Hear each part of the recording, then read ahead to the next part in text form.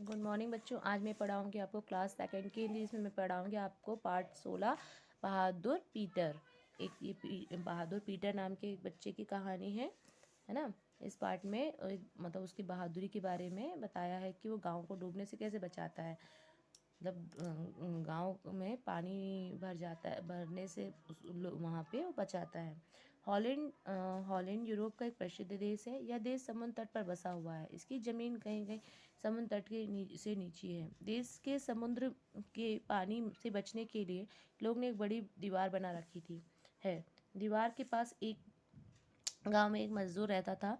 उस मजदूर का पीटर नाम का एक लड़का था। पीटर स्कूल जाते समय रोज दीवार से के पास से गुजरता था। एक दिन पीटर स्कूल जाते समय रास्ते में खेलने लगा।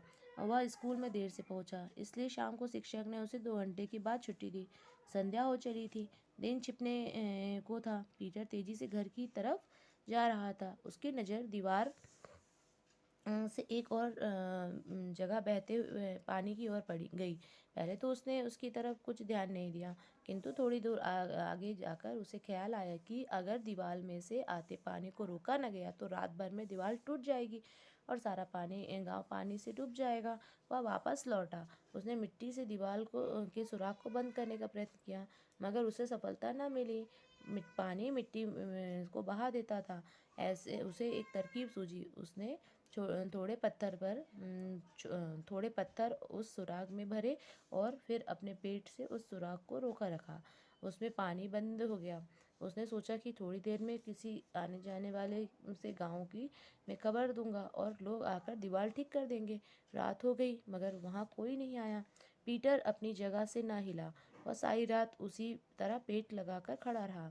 उधर जब पीटर घर न पहुंचा तो माँ बाप को उसकी चिंता हुई।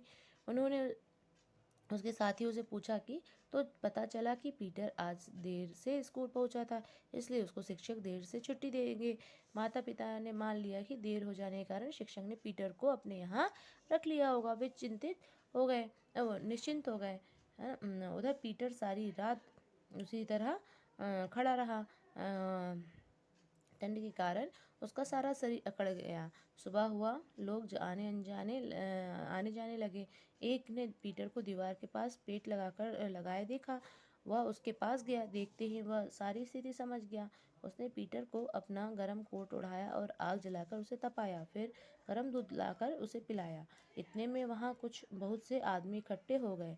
एक ने दौड़कर गांव में इसकी खबर दी और दीवार की मरम्मत कराने वालों को बुला लाया। देखते ही देखते दीवार ठीक हो गई। दूसरे ने पीटर की माँ बाप को उनके पुत्र की बहादुरी की सूचना दी।